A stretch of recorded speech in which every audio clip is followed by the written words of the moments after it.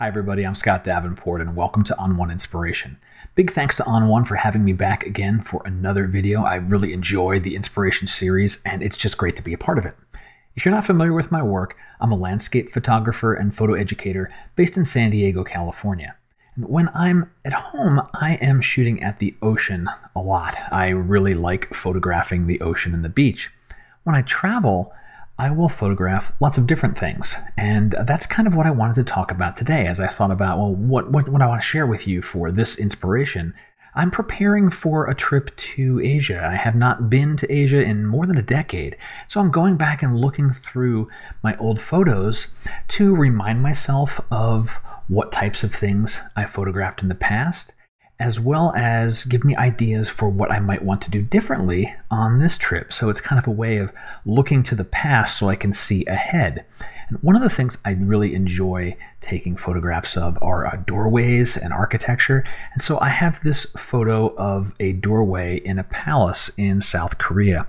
And I want to really do some work on this. I had processed this when I first took the shot more than a decade ago, but I've changed as a photographer and the tools have certainly gotten a lot better. I think I can really bring this door to life. Now, the very first thing I need to do here is fix up the perspective.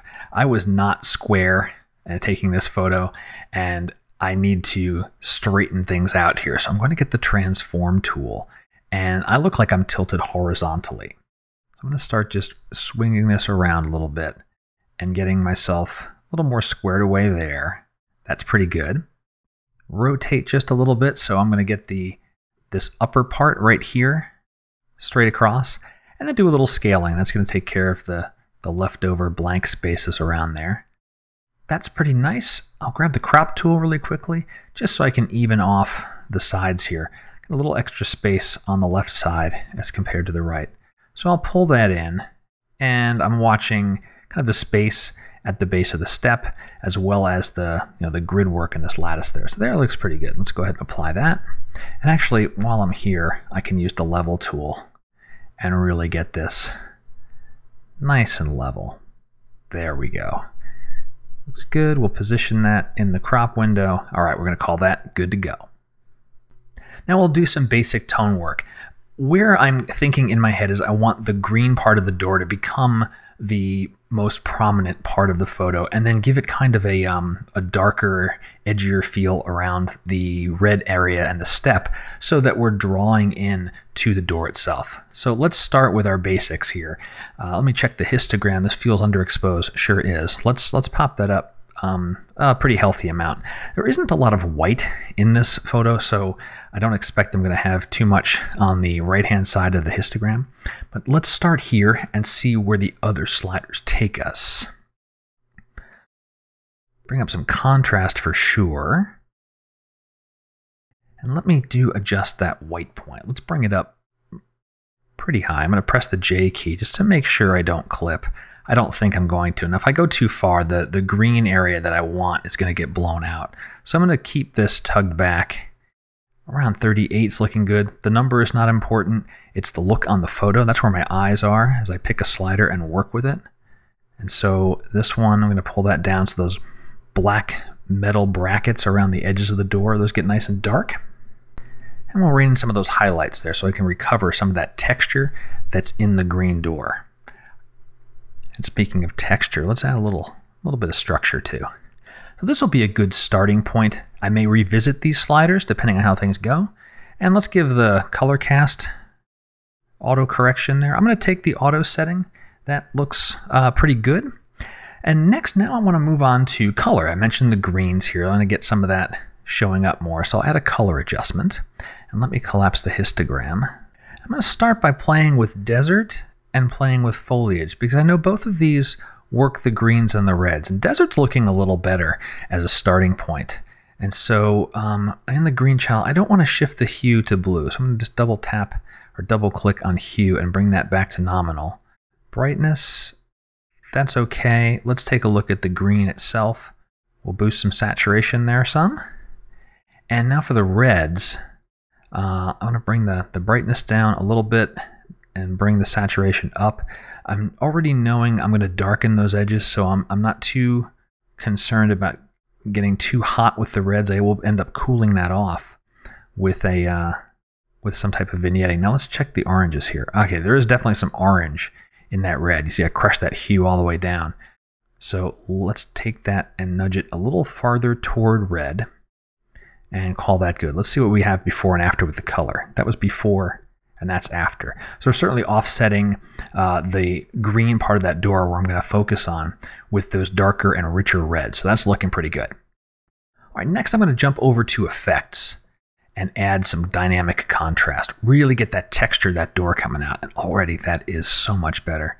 There are lots of fine details in there. So I'm going to pop the smalls up some and the mediums. And I don't want to go overboard. I don't want it to get too crunchy. And let's pull those mids back just a little bit. Quick before and after check. That's good, before and after. I really like the differences in the texture in these greens here. That is great. Okay, all right, now I'm gonna go back over to develop and start by adding a vignette. So this is the beginnings of the process of darkening the edges and bringing our eyes right toward that green door. The way I work with vignettes, I'll take the feather all the way to 0 and I'll just make the brightness very dark so I can clearly see the edge. Now I want to kind of frame the door, so I want to take the roundness the opposite direction there, bring the size down some. So we're really just nestling in on the door, right around there. And I'll maybe open that size up a little bit, because when we feather, you're going to notice that from this is kind of our transition line. The feather of the vignette will go inward and outward. So watch as I move the feather just a little bit. You'll start to see it kind of going in as well as out, and then I'll start to fade this out with a nice smooth transition.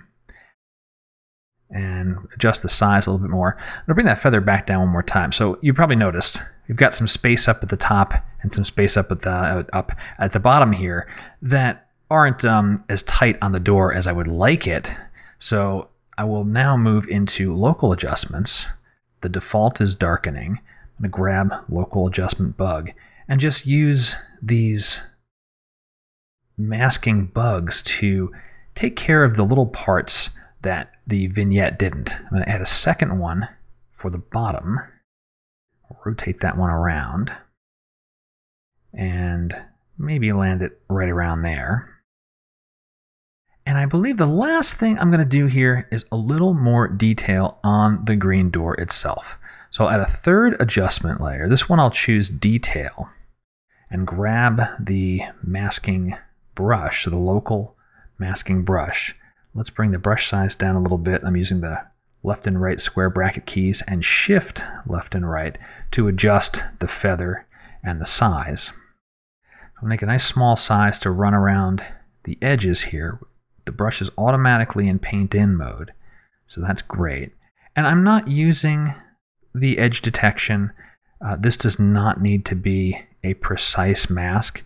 Also, this door is not particularly precisely shaped, so that's okay. As long as I'm just, careful and gentle as I go around the edges, we'll be all right. And I'll press the O key so we can see the overlay. All right, there's more here. Oh, you know what? I forgot to bring the opacity of my brush up. Let's do that. Take one more sweep at this here.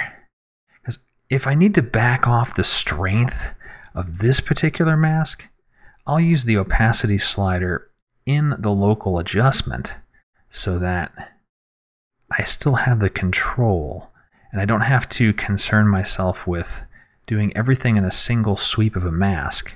And now for the middle part, I can make the brush nice and big, and we'll just get that middle part taken care of very quickly. There and there. All right, O key again to turn off the mask. Now that is a little harsh, so I will take the opacity slider and I can bring it all the way to 0 and start to inch in a little more detail in that door. That looks pretty cool. All right, so let's run before and after here. So this is what we came away with from the camera, and this is after the processing. It's certainly a stronger photo. It's, in my opinion, more inviting. I want to take a step up there, and ideally, if it wasn't locked, I'd like to walk through it like however many people did in the past histories of this particular palace. Well, thanks again for watching On One Inspiration. My name's Scott Davenport.